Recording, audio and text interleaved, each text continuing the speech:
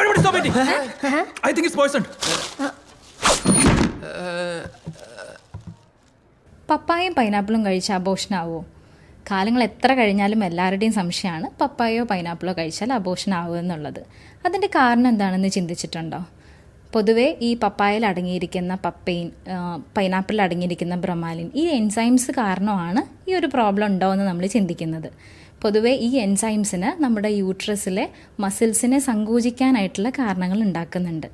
ഈ എൻസൈംസിൻ്റെ പ്രോപ്പർട്ടി കാരണമാണ് ഇങ്ങനെ ഒരു കോൺട്രവേഴ്സീസ് തന്നെ ഉണ്ടാകുന്നത്.